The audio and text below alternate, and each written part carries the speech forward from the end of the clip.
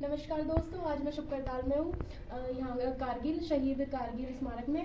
और ये हमारे साथ में मांगेराम अंकल जी हैं जो फौज से रिटायर्ड हैं। हम इनसे पूछेंगे कि इनका क्या अनुभव रहा पूरी लाइफ का। ये हमें बताएंगे कैसे ज्वाइनिंग हुई, जो वहाँ पे ट्रेनिंग वगैरह होती है उस क्या रीज़न होता है, किस तरीके से ट्रेनिंग दी जाती है, वो सब हमें आज बताएंगे मांगेराम अंकल जी। बताइए अंकल जी, आपका हमारे चैनल पर स्वागत है। ठीक है भाई, ऐसा है, मैं सन 70 में तो भर्ती हुआ था जी और 9 महीने की ट्रेनिंग होती है फौज में। जी अब वो ट्रेनिंग का क्या महत्व होता है वो मैं आपको समझाता हूँ। हाँ जी अब 9 महीने की ट्रेनिंग में क्या काम करते हैं, वहाँ पर अनुशासन और डिसिप्लिन के अंदर जो है ना लाते हैं। क्यों लाते हैं?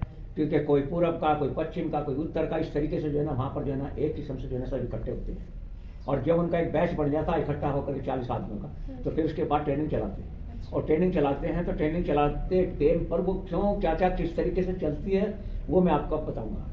कि ये वो ट्रेनिंग चलती है उसके अनुशासन में लाने के लिए, सबको एक सांचे में निकालने के लिए कि जिस वक्त बोलते हैं कि कदम ताक, दाएं मुड़ बाएं मुड़, इस तरीके की जो बातें होती हैं ये फजूल नहीं है। ये बोलते हैं कि दाएं मुड़ बाएं मुड़, इसका मतलब बहुत बड़ा महत्व है। ये बोलते हैं कि अनुशासन में लाना और उसको सिखाना और ऑर्डर मानना। किस प्रकार ऑर्डर मानने की मैं आपको एक बात बताता हूँ। एक बार ऐसी कहानी हुई कि हमारे साथ में जो है ना ऑफिसर थे, IPCS ऑफिसर, वे जो है ना ट्रेनिंग में हमारे साथ मिला दिए गए।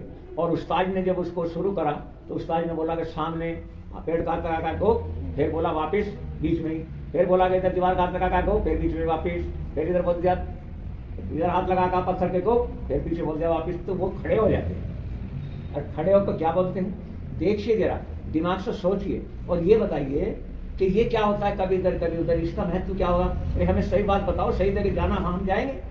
लेकिन नहीं, उस ताई ने फिर क्या काम करा, उसको इतना रगड़ा दिया, इतना रगड़ा दिया, इतना रगड़ा दिया कि वो इतना रगड़ा दिया गया कि वो आई काई भूल गया। वो जिधर को उस्ताद क्या उधर ही जाए, जिधर को उस्ताद क्या उधर ही जाए। क्यों होता है ऐसा? क्योंकि ऑर्डर मानने की आदत डालना। क्या बोला? ऑर्डर मानने की आदत डालना। जब ये ऑर्डर मानने की आदत नहीं होगी तो जवान फिर जो है ना फौज में कामयाब नहीं हो सकता। तो ये ऑर्डर मानने की आदत डलती है। अब जिस प्रकार अभी ऑर्डर मानने की आदत के ऊपर मैं एक कहानी और सुनाता हूँ कि एक फौजी ऐसी है जो गा और गी का ऑर्डर मानती है। गा गी क्या होता है? एक जवान 1:20 पर जाएगा तो जाएगा, एक कंपनी 1:40 पर जाएगी तो जाएगी।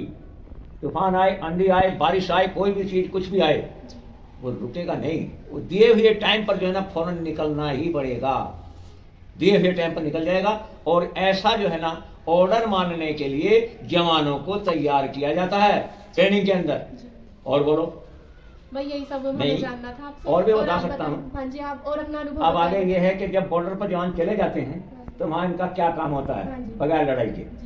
वहाँ जाकर के ये सेफ्टी रखते हैं कि अपने बॉर्डर पे कोई पाकिस्तान का कोई वैसा ऐसा आदमी हमारे देश में घुसकर कोई गलत काम ना करे, कोई गलत काम ना करे। यानी कि गलत काम का मतलब क्या होता है कि हमारे एरिया में जो है ना कोई अपनी जगह को जो है ना, जैसे पहले तो ऐसा होता था कि पत्थर होते थे, आजकल तो जो है ना चलो तारबंदी हो रही, पहले पत्थरों की लाइन होती थी। तो वे पत्थर जो है ना अपनी तरफ को ना सरका दे, दाएं बाएं ना करते, उसकी देख रेख करने के लिए वहाँ पर हमारी ड्यूटी जो है ना रात को भी रहती थी। रात को एक जो है ना पेट्रोल जाती थी देखने के लिए कि कभी रात को जो है ना गड़बड़ कर दे। इस तरीके की बातों को देखते हुए रात को काटो है ना कुछ चलते रहो। अच्छा, तो वो जो रेकी होती थी, उस रेकी में कभी कभी ऐसा होता था जैसा आप लोग चेक कर रहे हैं, उसमें घूम रहे हैं, अपने एरिया को देख रहे हैं, तो उधर से दुश्मन भी आ जाता था। अब दोनों का टकराट होने से कभी कभी जो है ना गोलियां चल जाती थी। अब गोलियां चल जाती थी, वहां पर उसको कहते थे मुठभेड़। जिसे सुनता होगा, आप सुनते होंगे अखबार में, मुठभेड़ होगी, ये हो गया वो हो गया, उसका नाम है मुठभेड़। ठीक है। फिर उसके बाद क्या होता है कि कभी कभी जो है ना ऐसा भी करना पड़ जाता है, हमें दुश्मन को पकड़ने के लिए अम्बुश भी लगाना पड़ता है। अम्बुश कैसे लगता है वो भी हम बताएंगे आपको। अम्बुश ऐसे लगता है कि ये टेढ़ा मेढ़ा रास्ता होता है, कहीं कोई LW की तरीके का रास्ता जो है ना टेढ़ा मेढ़ा होता है, उस पर जवानों को इस तरीके से बैठाया जाता है।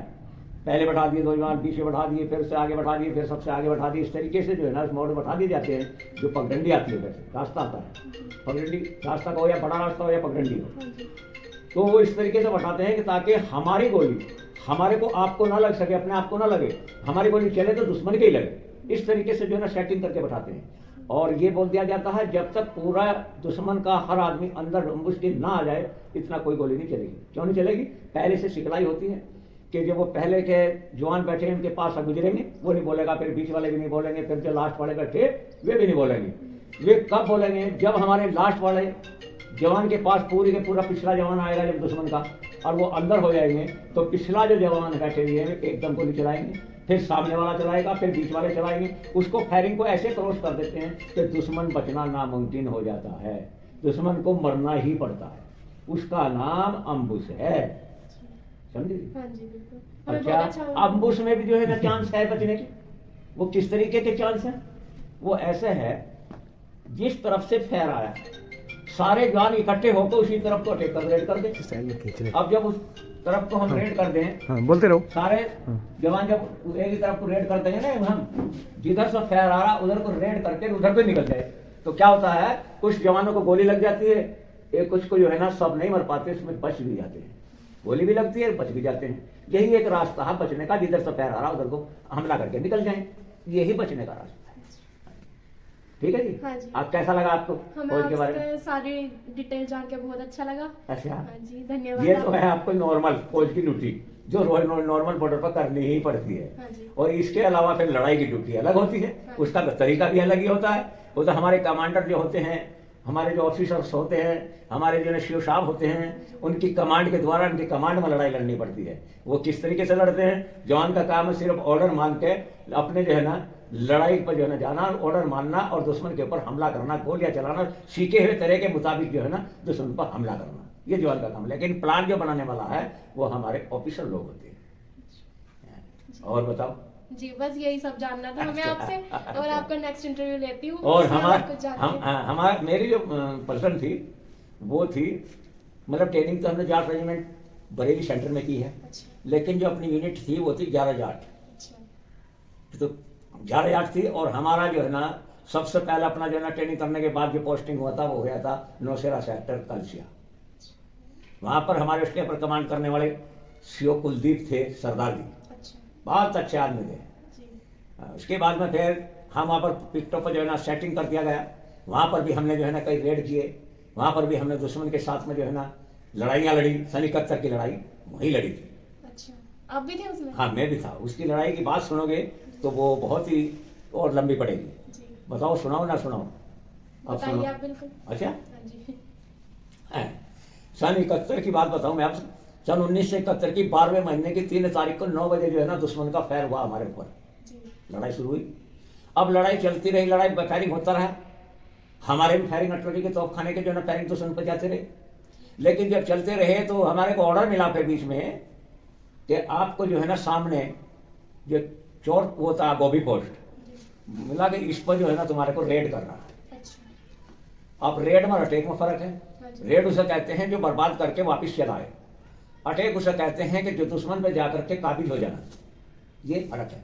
तो रेड का ऑर्डर मिला था 1:20 पर रेड करना है, लेकिन ऑर्डर तो मिल गया। उसके साथ में हमें कुछ और भी देखना है कि जहां दुश्मन पर हमें रेड करना, दुश्मन ने अपने आगे 200 गज तक मैन लगे हुए हैं। मैन का मतलब है ऑप्टिकल दुश्मन आकर एकदम हमला ना कर सको। छोटे छोटे जो है ना बम, आपको समझाने के लिए छोटे छोटे मैन जो 25 पाउंड का वजन आते फट जाते हैं, पैर को फाड़ देते हैं, काट देते हैं, इस तरीके की लगी हुई होती है। और गड्ढे होते हैं खुदे हुए, बड़े बड़े 8x8 गड्ढे होते हैं, 2.5 3 फुट गहरे होते हैं, उसके अंदर कपच गड़ी होती है, तो कोमा फैला देता है, उस पर घास जम जाता है। फिर उसके बाद में दिखता नहीं हो तो आगे तार होते हैं। उसको बर्बाद जब तक नहीं करेंगे जब तक हमारा रेड कामयाब नहीं होगा। अब दुश्मन ये तो कह नहीं सकता अब आ जाओ काट लो। वहां पर जो है ना काम क्या करता है, वहां पर जो है ना हमारी अटलरी की जरूरत पड़ती है, अटलरी काम करती है हमारी। अटलरी का एक ऑफिसर वहां पर हमारे पास आ जाता है, और वो अफसर जो है ना सबसे पहले जो है ना वही चीज देखता कहाँ पर जो है ना रेड होना है। उसने जो है ना फौरन वो देखा, उसका फैसला क्या था, क्योंकि जो नक्शे के अंदर नक्शा map to ground to map की जो पढ़ाई वो ऑफिसर लोग ज्यादा जानते हैं। तो उन्होंने जो है ना बोला अपने पीछे जो है ना जो पीछे गन व तोप खाना रखा गया था, उनको बोला 35 तोप थी, यानी 35 अटलरी के तोप पीछे लगी हुई थी हमारे पलटन पे। तो उनको ऑर्डर दिया उन्होंने पीछे कि 35 की 35 को 4000 गज 45 डिग्री 1 बम है। उन्होंने क्या दे दिया, फैसला दे दिया, डिग्री दे दी और एक कल बम मांग लिया। जो ही वो 35 की 35 का एक कल बम जाकर के गुच्छा पड़ा, वो कुछ थोड़ा डाउन रहेगा, थोड़ा लेफ्ट रहेगा, दोबारा रिफ्रेंस दिया 50 गज 50 गज राइट, वन बम फायर जब मंगाया दोबारा फिर इकट्ठा जो ग्रुप पड़ा जाकर के बमों का, वो सही उसी जगह पड़ गया जहां पर दुश्मन का ऑप्टिकल मैगजीन था। अब लगातार यहां पर जो है ना बोल दिया उन्होंने एकदम से कि रैपिड फायर।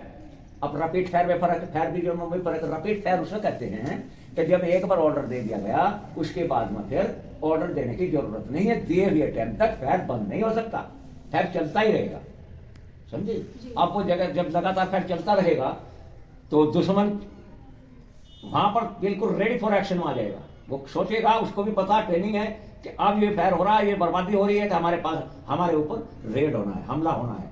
वो चौकीना हो जाता है और तैयार होकर के और एकदम से रेडी फॉर एक्शन, और अपनी बंदूकों को और अपने जो हथियारों को लेकर के, जो दाएं बाएं के 2-2 3-3 मोर्चे होते हैं, सब जो है ना अपना तैयार हो जाते हैं। उधर हमारे को मार्च कर दिया जाता है गैली।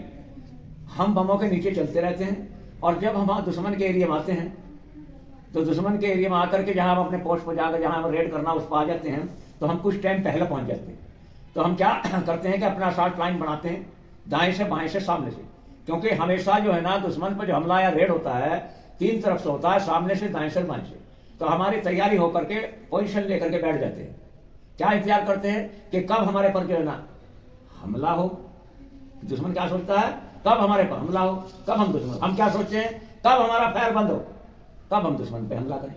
दोनों एक दूसरे के बरखिलाफ इस तरीके से तन जाते हैं, ऐसे तने हुए होते हैं। उस टाइम की बात को सिर्फ वे जवान ही जानते हैं जो वहां पर जो है ना मौजूद हालत में होते हैं। बाकी कहते हैं कि भाई आप पिक्चर देखते हो, वे देखते, ये सब जो है ना कुछ नहीं, हकीकत में वैसे में बदली में बहुत अंतर है। और जिस वक्त हम वहां बैठ जाते हैं, क्या इंतजार कर रहे हैं कि फायर कब बंद हो। यूं ही 1:20 होती है, फायरिंग बंद हो जाता है और हमारे जवान बैठे हुए बोलते हैं जाट बलवान जय भगवान का नारा लगा करके जब धावा करते हैं, दाएं से बाएं से जब चलते हैं, तो दुश्मन उस टाइम पर क्या करता है, सामने से भी दाएं से भी और दूसरा मोर्चा भी, फिर इधर से बाएं से भी और फिर से दूसरा मोर्चा भी, इस तरीके से फायरिंग को काट देते हैं। और उसकी गोलियों के नीचे जवान जो है ना मिलते हुए पहाड़ी से चिपकते हुए और उस पोस्ट के ऊपर चढ़ते जाते हैं।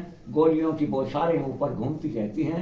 उस टाइम पर ऐसे ऐसे हथियार चलते हैं जवान के ऊपर। एक BMG होती है जो 235 गोलियों का पट्टा होता है, उसमें 1 मिनट में 5 पट्टे खाती है।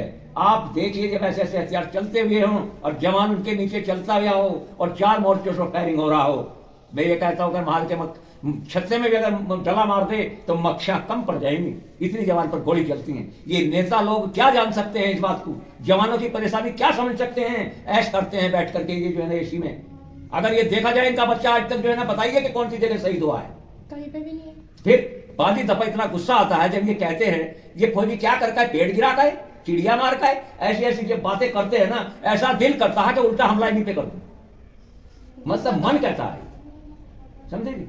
तो भाई बात यहाँ कि मैं इस बात को यही समाप्त करता हूँ। आप ये बताइए आपको कैसा लगा। बहुत अच्छा लगा मुझे आपकी सारी जानकारी पाके, जो भी आपने ट्रेनिंग की बताई है और सन 71 की बताई है, सारी बातें बता दी आपने आज हमें, बहुत अच्छा। अब इसके बाद थोड़ी सी और रहेगी, मैं बता दूं। जी बताओ। चलो, जो ही हमला होता है ऊपर और ऊपर चढ़ जाते हैं जवान, तो 77 ग्रेनेड घेर देते हैं। 77 ग्रेनेड जो होता है वो ऐसा होता है कि जहां पत्थर पर भी बारूद लगे, पत्थर ही बनता है, उसको हम आग लगा देते हैं और वेल लाइट पिस्टल छोड़ देते हैं, हरा कामयाबी। हमारी जो है ना कमांडर को हम पता चल जाता है कि कामयाबी मिल गई।